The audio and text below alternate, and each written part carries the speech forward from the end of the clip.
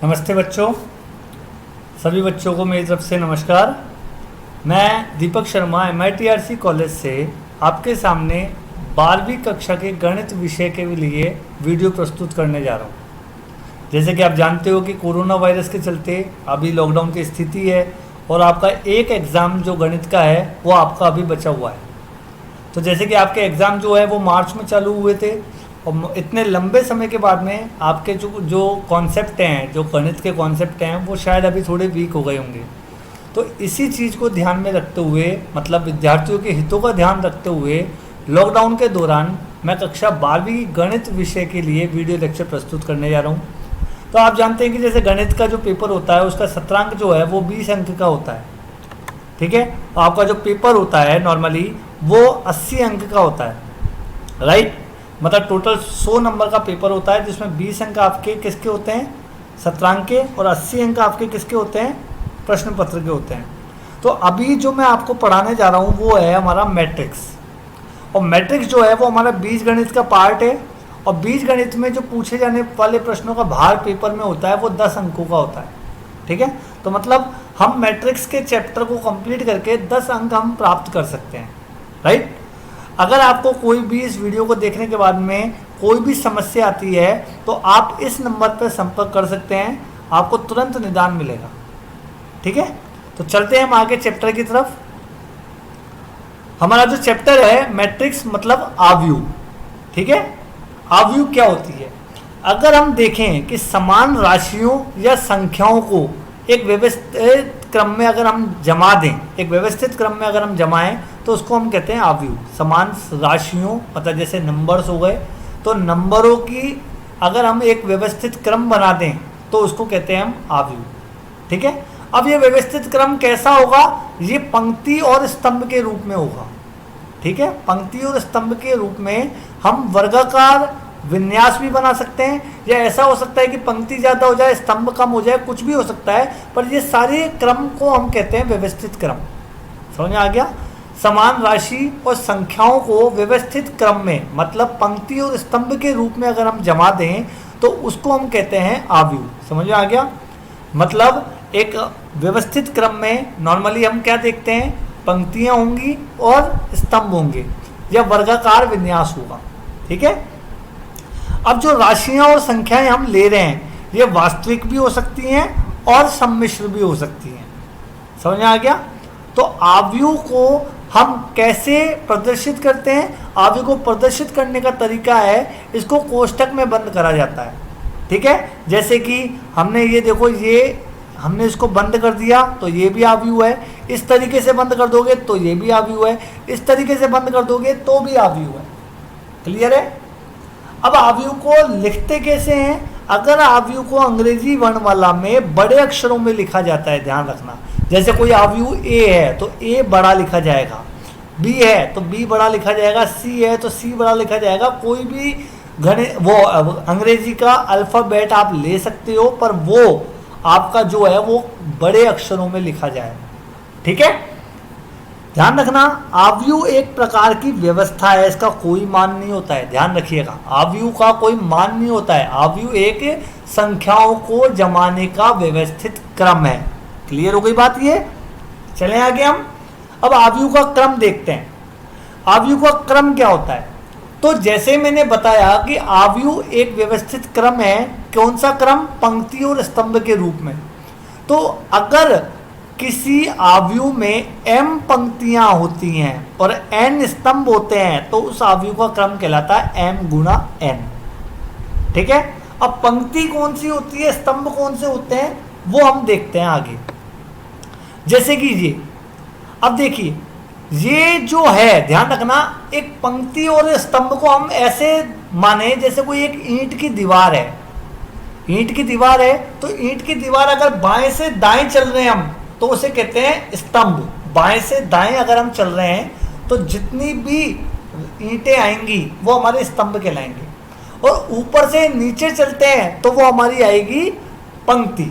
ऊपर से नीचे चलने पर जो आती है संख्या उसे पंक्ति की संख्या कहते हैं, और बाएं से दाएं चलने पर जो संख्या आएगी उसे स्तंभों की संख्या कहते हैं, ठीक है। जैसे हम ऊपर से नीचे चलते हैं, एक पंक्ति, 2 पंक्ति, ऐसे डॉट डॉट करके जैसे m पंक्तियां हो गई। ये कितनी पंक्ति हो गई? m। ठीक है, अगर हम बाएं से दाएं चलें तो 1 2 3 ऐसे करके और आखिरी में n, तो टोटल स्तंभ कितने हुए? n। तो अगर हम इसका क्रम देखें तो क्या कहलाएगा? m पंक्तियां n स्तंभ। मैं दोबारा बता रहा हूं, पंक्तियां ऊपर से नीचे चलने पर जो संख्या आती है, मतलब जो पहली जो संख्या होती है, ये पहली संख्या, इसको कहते हैं पंक्ति की संख्या। और जो दूसरी संख्या होती है ये a, इसको कहते हैं स्तंभों की संख्या। तो देखिए m हमारी जो पहली है वो पंक्ति की संख्या है, n जो है वो हमारी स्तंभों की संख्या है। ठीक है, और जो एक एक तत्व जो कहला रहा है वो हमारा अवयव कहलाता है। मतलब जैसे दीवार जो है ईंट की, तो एक एक दीवार में जो ईंट लगी हुई है वो एक एक ईंट अवयव कहलाती है। क्लियर है? जैसे ये देखो, पहली पंक्ति का पहले स्तंभ का सदस्य है ये, ऐसे ही ये पहली पंक्ति के दूसरे स्तंभ का सदस्य है, ऐसे ही पहली पंक्ति के जे स्तंभ का सदस्य है, ऐसे ही पहली पंक्ति के एन स्तंभ का सदस्य है। अगर हम दूसरी पंक्ति में आ जाएं तो दूसरी पंक्ति के पहले स्तंभ का सदस्य है, दूसरी पंक्ति के दूसरे स्तंभ का सदस्य है, ऐसे आखिरी वाले में देखें तो दूसरी पंक्ति का एनवें स्तंभ का सदस्य है, ये अवयव है। ऐसे हम इधर देखें, एमवी पंक्ति का पहले स्तंभ का सदस्य, एमवी पंक्ति के दूसरे स्तंभ का सदस्य, एमवी पंक्ति के एनवें स्तंभ का सदस्य कहलाता है। तो समझ में आ गया? जो पहला जो m होता है वो कहलाता है पंक्ति की संख्या, जो n होता है वो कहलाता है स्तंभों की संख्या। क्लियर है? और हर तत्व एक अवयव कहलाता है। अब हम चलते हैं अवयव के प्रकार। एक होता है पंक्ति अवयव, मतलब वो अवयव केवल जिसमें एक पंक्ति हो। स्तंभ कितने ही हो सकते हैं, जिसमें एक पंक्ति हो उसको हम कहते हैं पंक्ति अवयव। स्तंभ कितने ही हो सकते हैं, मतलब अब हमने देखा था जो अवयव का क्रम होता है वो m इंटू n होता है, जहाँ m होती थी पंक्तियों की संख्या और n होता था क्रमों की संख्या। पर पंक्ति में एक ही पंक्ति है तो 1 गुणा n होगा इसका क्रम। क्लियर हो गई बात? 1 गुणा n, जहाँ n स्तंभ हो सकते हैं। कितने स्तंभ हो सकते हैं? जैसे ये देखो आप, 2 5 3, 2 5 3, तो इसमें पंक्ति कितनी है? 1, तो 1 और ये गुणा, और स्तंभ कितने हैं? देखो स्तंभ हो गए 1 2 और ये 3, तो 1 गुणा 3 इसका क्रम हो गया। क्लियर हो गई बात? अब जैसे इसमें देखो आप, पंक्ति एक ही है क्योंकि ऊपर से नीचे चलने पर केवल एक ही पंक्ति आ रही है, पर स्तंभ कितने हैं? 1 2 3 4 और ये 5, तो इसका क्रम कितना हो गया? 1 गुणा 5। तो इस तरह के अवयव को हम कहते हैं पंक्ति अवयव। अब आते हैं स्तंभ अवयव। तो जैसे पंक्ति अवयव में एक पंक्ति थी, ऐसे ही स्तंभ अवयव में एक स्तंभ होगा। पंक्ति कितनी हो सकती है? पंक्ति कितनी हो सकती है, पर स्तंभ कितना होगा? 1। तो हमने पढ़ा था एक अवयव का क्रम क्या होता है? m गुना n, जहाँ n स्तंभों की संख्या होती थी, m पंक्तियों की संख्या होती थी। अब स्तंभ अपने पास में 1 है तो m गुना 1। क्लियर हो गई बात? m गुना 1 हमारा इसका क्रम होगा इस स्तंभ अवयव का। क्लियर है? तो जैसे हम एग्जांपल देखते हैं, देखो इसमें स्तंभ कितने हैं? 1, क्योंकि बाएं से दाएं जाने पर केवल एक ही स्तंभ मिल रहा है, पर ऊपर से नीचे आने पर हमें देखो 3 पंक्तियां मिल रही हैं, 1 2 और ये 3। तो इसका जो क्रम होगा वो कितना होगा? 3 गुणा 1। क्लियर हो गई बात बेटा? तो इसका जो क्रम है वो 3 गुणा 1 होगा। ऐसे इधर देखो आप, 1 2 3 4 और ये क्या है? 5। तो ऊपर से नीचे आने पर हमें 5 तत्व मिले, तो 5 पंक्तियां हो गई। और स्तंभ कितना है बाएं से दाएं जाने पर? 1। तो जहां एक स्तंभ हो और पंक्ति कितनी भी हो सकती है, ऐसे को हम कहते हैं स्तंभ अवयव। क्लियर हो गई बात? चलते हैं नेक्स्ट। शून्य अवयव क्या होती है? शून्य अवयव वो होती है जो जिसका प्रत्येक अवयव शून्य हो, चाहे वो कैसी हो, कितनी पंक्तियों उसमें, कितने ही स्तंभ हो, पर सारे तत्व उसमें शून्य होने चाहिए। और इसको ओ बड़े आकार से प्रदर्शित करते हैं। इसको जीरो मैट्रिक्स कहते हैं या नल मैट्रिक्स कहते हैं। शून्य अवयव में को प्रदर्शित करने का तरीका है बड़ा ओ। ठीक है, तो बड़ा ओ बराबर, और इसमें हर सदस्य जो होगा आव्यूह का वो शून्य होगा, जीरो होगा, चाहे उसकी में पंक्ति कितनी हो और स्तंभ कितने ही हो, पर प्रत्येक सदस्य जीरो होगा। क्लियर हो गई। अब आती है वर्ग आव्यूह। वर्ग आव्यूह क्या, कौन सी आव्यूह होती है? अभी हमने पढ़ा बेटा, किसी भी आव्यूह का जो क्रम है वो m गुना n है। तो अगर हम देखें कि किसी आव्यूह में अगर पंक्तियों की संख्या और क्रम की वो स्तंभ की संख्या बराबर हो जाए, पंक्तियों की संख्या और स्तंभ की संख्या बराबर हो जाए, मतलब m बराबर क्या हो जाना चाहिए? n। m बराबर क्या हो जाए? n। तो वो जो आव्यूह कहलाती है वो हमारी क्या कहलाती है? वर्ग आव्यूह या स्क्वायर मैट्रिक्स। जैसे देखो इधर बाएं से दाएं चलने पर क्या आ रहा है? 1 और 2। ऐसे ऊपर से नीचे चलने पर क्या आ रहा है? 1 और 2। ठीक, तो 2/2 का इसका क्रम हो गया, तो ये कहलाती है वर्ग आव्यूह। ठीक है, ऐसे ऊपर से नीचे चलो, दूसरे वाले एग्जाम्पल में देखें तो ऊपर से नीचे चलते हैं तो 1 2 और ये कितनी है? 3। बाएं से दाएं चले तो 1 2 और ये कितने हो गए? 3। तो 3/3 की हो गई, 3 गुणा 3 की ये क्रम हो गया, तो इसको हम कहते हैं वर्ग आव्यूह। मतलब जितने पंक्ति हैं उतने ही स्तंभ होने चाहिए, ऐसे आव्यूह को हम कहते हैं वर्ग आव्यूह। विकर्ण आव्यूह, ध्यान रखो, विकर्ण आव्यूह के लिए सबसे पहली कंडीशन वो वर्ग आव्यूह होनी चाहिए। विकर्ण आव्यूह के लिए सबसे पहली कंडीशन क्या है, शर्त क्या है? वो वर्ग आव्यूह होगी। और वर्ग आव्यूह में जिसके मुख्य विकर्ण के अवयवों के अतिरिक्त सभी अवयव शून्य हो, मतलब एक तो वर्ग आव्यूह लो और विकर्ण के अलावा जितने भी अवयव हैं, जितने भी तत्व उसमें हैं, वो सारे के सारे क्या हो? शून्य हो। जैसे मैं एग्जांपल लेता हूँ, इसमें एक ही है तत्व, तो एक तत्व अगर मौजूद है तो 1/1 की तो मैट्रिक्स हो गई, मतलब इसका क्रम जो है वो 1 गुणा 1 है और उसमें एक तत्व जो 5 है, तो ये विकर्ण है। अब जैसे ये लेते हैं 2/2 की, क्योंकि वर्ग होनी चाहिए, तो 2/2 या 3/3 या 4/4 ऐसे हो गया, तो 2/2।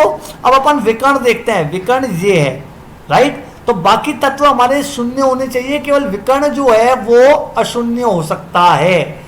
विकर्ण अशून्य होगा, बाकी तत्व शून्य होंगे। ठीक है, विकर्ण के तत्व जो है वो अशून्य होंगे, बाकी तत्व क्या होंगे? वो शून्य होंगे, राइट है। तो हमने कंडीशन क्या दी? A ऑफ i j, क्योंकि हम जानते हैं क्या होती है, ये मैट्रिक्स है। जैसे मान लो A और ये क्या है? 1 1, A 1 2, ठीक, A 2 1 और यहां क्या आएगा? A 2 2। तो ये देख रहे हो आप, ये मैंने एक मैट्रिक्स बनाई है, कितने की बनाई है? 2 पंक्ति 2 स्तंभ, मतलब 2/2। और ठीक है, अब इसने ये कहा है कि अगर i बराबर j नहीं है, जैसे देखो ये देखो, i यहाँ पे 1 है, j यहाँ पे 2 है, i यहाँ पे 2 है, j यहाँ पे 1 है, पर यहाँ पे देखो i 2 है, j भी 2 है, तो i बराबर j अगर है तो वो तो अशून्य हो सकता है, पर i बराबर j नहीं है तो वो तत्व शून्य होना चाहिए। ऐसे वर्ग आव्यूह को हम कहते हैं विकर्ण आव्यूह। क्लियर हो गई बात। ऐसे आती है अदिश आव्यूह। अदिश आव्यूह क्या होती है? वो जो पहली बात तो विकर्ण आव्यूह होगी, अदिश आव्यूह विकर्ण आव्यूह होगी, विकर्ण आव्यूह वर्ग आव्यूह होगी, ये बात ध्यान रखना। और जिसके मुख्य विकर्ण के सभी अवयव समान हैं। बात समझ में आई? मतलब विकर्ण आव्यूह में तो क्या होता था, जो विकर्ण होते थे वो अशून्य होते थे, वो कुछ भी हो सकते थे, 5 हो सकता था, फिर दूसरा तत्व 4 हो सकता था। पर इसमें क्या होगा, जो विकर्ण के तत्व होंगे वो क्या होंगे? समान होंगे। मतलब एक विशेष प्रकार की विकर्ण आव्यूह को अदिश आव्यूह कहा जाता है। विशेष प्रकार की विकर्ण आव्यूह को अदिश आव्यूह कहलाया जाता है जब विकर्ण के सभी सदस्य समान हो और बाकी सदस्य हमारे क्या हो? शून्य हो। बात समझ में आ गई? बाकी सदस्य हमारे शून्य हो और विकर्ण के सभी सदस्य जो हैं वो समान हो। जबकि विकर्ण आव्यूह में ऐसी कोई शर्त नहीं थी, विकर्ण के सदस्य कुछ भी हो सकते हैं, बाकी के सदस्य शून्य होंगे। विकर्ण के जो सदस्य हैं वो कुछ भी हो सकते हैं, बाकी के सदस्य शून्य होंगे। ऐसी आव्यूह को कहते हैं विकर्ण आव्यूह। पर अगर विकर्ण के सभी सदस्य समान हैं और बाकी के सदस्य शून्य हैं, ध्यान रखना बाकी के सदस्य शून्य होने चाहिए, तो वो कहलाएगी हमारी अदिश आव्यूह। ऐसा नहीं हो कि विकर्ण समान हो पर बाकी सदस्य अशून्य नहीं है, तो वो अदिश आव्यूह नहीं कहलाएगी, ये बात ध्यान रखना। इकाई आव्यूह, अगर ये जो अदिश आव्यूह है जिसमें मैंने क्या बोला था कि विकर्ण के सभी सदस्य समान हो और बाकी के सदस्य शून्य हो, अगर विकर्ण के सभी सदस्य एक हो, विकर्ण के सभी सदस्य एक हो और बाकी सदस्य हमारे क्या हो, अशून्य हो, मतलब शून्य हो जाए, सॉरी, विकर्ण के सभी सदस्य समान हो और एक हो, एक मतलब इकाई हो, और बाकी सदस्य अशून्य हो, जीरो हो, तो उसको कहते हैं हम इकाई आव्यूह। बात समझ रहे हो? मतलब अगर I बराबर J है, I बराबर J है तो उस तत्व का मान 1 होना चाहिए, और I बराबर J के इक्वल नहीं है तो उस तत्व का मान 0 होना चाहिए। देखो जैसे कि हमने ये देखिए आप, जैसे कि इधर देखिए आप, ये 1 और ये 1, ये विकर्ण है तो इसमें जो अंक है वो 1 है, बाकी तत्व हमारे क्या है, 0 है। जैसे इस वाले को देखते हैं हम, पहली बात तो ये वर्ग मैट्रिक्स है, क्योंकि मैंने क्या बताया था, विकर्ण मैट्रिक्स वर्ग मैट्रिक्स होती है, विकर्ण आव्यूह वर्ग आव्यूह होती है। अब ये देखिए, ये पूरा विकर्ण है, इसके सारे तत्व 1 हैं, बाकी सारे तत्व 0 हैं बचे हुए, ठीक। अब आती है त्रिभुजाकार आव्यूह। त्रिभुजाकार आव्यूह वो होती है जिसमें मुख्य विकर्ण के सभी अवयव शून्य होते हैं, मुख्य विकर्ण के नीचे के। अब इसमें 2 हैं, देखो त्रिभुजाकार आव्यूह में 2 तरह की होती हैं, ऊपरी और निचली। ऊपरी क्या होती है, जिसमें मुख्य विकर्ण के नीचे के तत्व सभी शून्य हो। जैसे मैं देखता हूँ, इसमें ये नहीं है, बाकी तत्व अशून्य हो सकते हैं, पर ऊपरी विकर्ण के नीचे के तत्व क्या होने चाहिए, वो शून्य होने चाहिए। जैसे कि ये देखो आप, ये विकर्ण है, इसमें इस विकर्ण के नीचे का तत्व शून्य है, बाकी सारे चाहे अशून्य है, तो ऐसे को कहते हैं त्रिभुजाकार आव्यूह, ऊपरी त्रिभुजाकार आव्यूह। जैसे इधर देखो आप, ये हमारा विकर्ण है, विकर्ण के नीचे के तत्व हमारे शून्य है, सारे के सारे नीचे के तत्व हमारे विकर्ण के शून्य है, बाकी के तत्व हमारे अशून्य भी हो सकते हैं, शून्य भी हो सकते हैं, उससे हमें मतलब नहीं है। बाकी के तत्व हमारे अशून्य भी हो सकते हैं, शून्य भी हो सकते हैं, यहाँ पे 0 भी हो सकता था, उससे कोई फर्क नहीं पड़ता, पर विकर्ण के नीचे के तत्व हमारे क्या होने चाहिए, शून्य होने चाहिए, ठीक है। निम्न त्रिभुजाकार आव्यूह, ये जस्ट उसका उल्टा है, विकर्ण के ऊपर के तत्व शून्य होंगे। इसमें देखो, ये विकर्ण है, ये विकर्ण है, इसमें ऊपर के तत्व शून्य है, नीचे के तत्व अशून्य होते हैं। इसमें जरूरी नहीं है नीचे के तत्व सारे अशून्य हो, कोई सा भी एक तत्व शून्य हो सकता है, पर ऊपर के जो तत्व हैं वो सारे के सारे शून्य होंगे, विकर्ण के ऊपर के तत्व है। और ध्यान रखना, ये भी वर्ग मैट्रिक्स होती है, वर्ग आव्यूह होती है, वर्ग के लिए ही अप्लाई होती है। इसको हम कहते हैं निम्न त्रिभुजाकार आव्यूह। मैं दोबारा बता रहा हूँ, ऊपरी त्रिभुजाकार आव्यूह में विकर्ण के नीचे के सदस्य शून्य होंगे, और निचली जो निम्न त्रिभुजाकार आव्यूह है उसमें विकर्ण के ऊपर के सदस्य शून्य होंगे। क्लियर हो गई बात? तो ये हमारी कहलाती है निम्न त्रिभुजाकार आव्यूह। अब आव्यूह के हम गुणधर्म पढ़ते हैं। तो सबसे पहला गुणधर्म है अपना परिवर्त आव्यूह। परिवर्त आव्यूह क्या है? अगर हमें किसी आव्यूह का परिवर्त निकालना है तो उस आव्यूह में पंक्ति को स्तंभ बना दो, स्तंभ को पंक्ति बना दो। जो पंक्ति के अवयव हैं वो स्तंभ में लगा दो, और जो स्तंभ के अवयव हैं वो पंक्ति में लगा दो। तो ऐसे को हम कहते हैं परिवर्त आव्यूह, ठीक है। जैसे कि देखते हैं, हमने इसको प्रदर्शित कैसे करते हैं। जैसे कोई आव्यूह है ए, तो उसका परिवर्त आव्यूह को प्रदर्शित करने का तरीका है ए, और ए के ऊपर लिखेंगे बड़े अक्षरों में टी या ए और डैश, या तो ए के ऊपर कैपिटल टी या ए डैश। ये तब लिखेंगे जब ए आव्यूह है। अगर बी आव्यूह होता तो लिखते बी और उसके ऊपर कैपिटल टी और फिर या बी डैश। क्लियर है? तो मैंने क्या बताया, अगर कोई आव्यूह है जिसमें एम पंक्तियां हैं, टोटल पंक्ति कितनी है एम, और स्तंभ कितने हैं एन, तो इसका परिवर्त आव्यूह में हम क्या करेंगे, उसको जो स्तंभ थे उसको पंक्ति बना देंगे और जो पंक्ति थी वो स्तंभ बन जाएंगे। जैसे कि ये देखो एक आव्यूह है ए, जिसमें देखो पहला तत्व 1, दूसरा तत्व 0 और तीसरा तत्व 2 है, मतलब ये स्तंभ के तत्व हैं पहली पंक्ति के। ऐसे दूसरी पंक्ति का पहला स्तंभ का तत्व है 5, दूसरे स्तंभ का तत्व है 3 और तीसरे स्तंभ का तत्व है -4। ऐसे तीसरी पंक्ति का पहले स्तंभ का तत्व है 3, दूसरे स्तंभ का तत्व है 8 और तीसरे स्तंभ का तत्व है 6। अब हमें इसे परिवर्त करना है, तो मैंने क्या बताया, पंक्ति को बना दो स्तंभ और स्तंभ को बना दो पंक्ति। तो ये देखो ये पंक्ति है हमारी, ये हमारी 1, ये हमारी क्या है 2 और ये हमारी क्या है 3, ये 3 पंक्तियाँ हो गई। और ये हमारे क्या है स्तंभ है 1, 2 और ये क्या है 3 स्तंभ है। तो मैंने क्या बताया, पंक्ति को स्तंभ बना दो। तो 1 0 2 हमारी पंक्ति थी, ये स्तंभ बन गई। देखो 5 3 -4 हमारी पंक्ति थी, ये दूसरा स्तंभ बन गई। 3 8 6 हमारी तीसरी पंक्ति थी, ये तीसरा स्तंभ बन गई। ध्यान रखना, पहली पंक्ति पहला स्तंभ बन गई, दूसरी पंक्ति दूसरा स्तंभ बन गई, तीसरी पंक्ति तीसरा स्तंभ बन गई। अब मान लो इसको वापस परिवर्त करना है तो वापस हमें वही मिल जाएगी। क्लियर हो गई। अब दूसरे गुणधर्म क्या है, सममित एवं विषम सममित आव्यूह।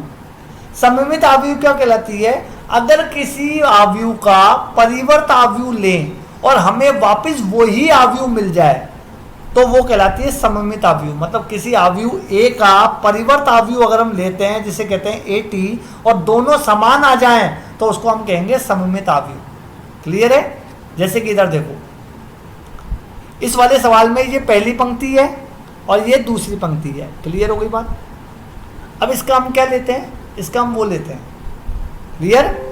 तो इसका हम वो लेते हैं क्या, ये सॉरी बेटा, ये 2 -3 और ये -3 2 है, ये -3 2 -3 2 है। क्लियर है। ये 4 नहीं है बेटा, सवाल को थोड़ा सही कर लेना, ये 4 नहीं है, 2 -3 और -3 2 है।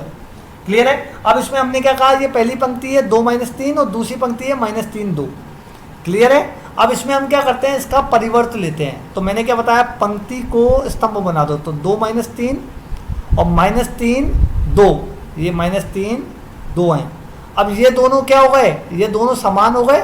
देखो वापस वही चीज़ मिल गई हमें जो हमारी पहले थी, तो इसको कहते हैं सममित। अब जैसे ये देखो AHG HBF GFC, जैसे AHG HBF GFC।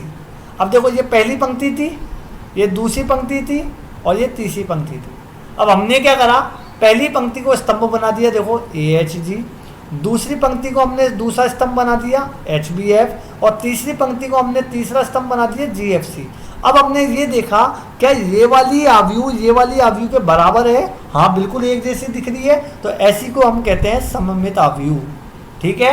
मतलब पंक्ति को स्तंभ बनाने पर और स्तंभ को पंक्ति बनाने पर अगर हमें वही आव्यूह वापस मिल जाती है जो पहले थी, तो ऐसी आव्यूह को हम कहेंगे सममित आव्यूह। अब विषम सममित आव्यूह क्या है, आव्यूह में अगर पंक्ति को स्तंभ बनाते हैं और स्तंभ को पंक्ति बनाते हैं, तो जो दूसरी स्तंभ जो अपन को दूसरी आव्यूह हमें जो मिली है वो पहली वाली का नेगेटिव है। नेगेटिव मतलब माइनस में, ऋणात्मक है, तो उसको कहते हैं विषम। जैसे कि इस सवाल में देखते हैं हम, ये पहली पंक्ति और ये दूसरी पंक्ति। ठीक है। पहली पंक्ति को हम क्या करते हैं, पहली पंक्ति को हम ये देखते हैं, इसको हमने स्तंभ बना दिया तो 0 -2, सही बात है। दूसरी पंक्ति को हमने स्तंभ बना दिया तो 2 0। क्लियर है। अब इसको माइनस से गुणा करो, तो माइनस को 0 से गुणा करेंगे तो 0, माइनस को 2 से गुणा करेंगे तो -2, माइनस को -2 से गुणा करेंगे तो +2 0। मतलब अगर हम इस वाली को माइनस से गुणा कर दें तो हमको वापस यही मिल रही है पहली वाली आव्यूह।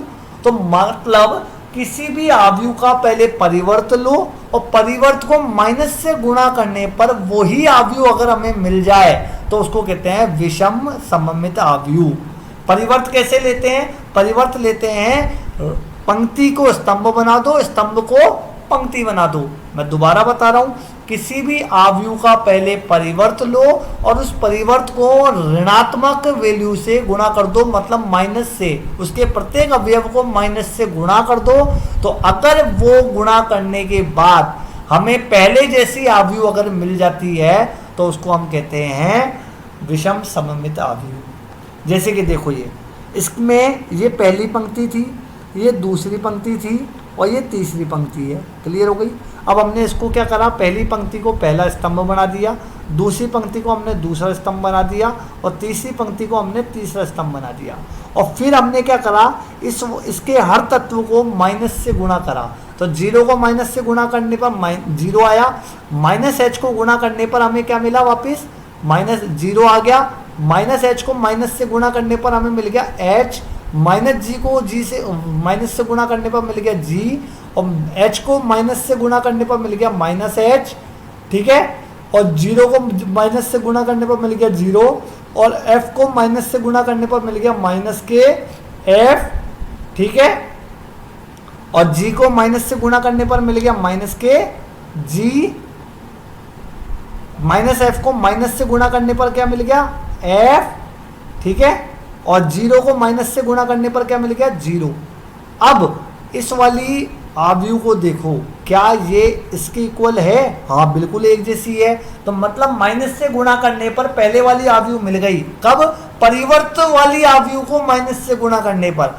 दोबारा सुनो, पहले किसी आव्यूह का परिवर्त लो, उस परिवर्त वाली आव्यूह को माइनस से गुणा करो, तो अगर आपको पहले वाली आव्यूह मिल जाती है, परिवर्त से पहले की जो आव्यूह थी वो मिल जाती है, तो आप समझो वो विषम सममित आव्यूह है, ठीक है। अब इसके कुछ गुणधर्म होते हैं कि विषम सममित आव्यूह के मुख्य विकर्ण के सभी अवयव शून्य होते हैं, ये बात ध्यान रखना।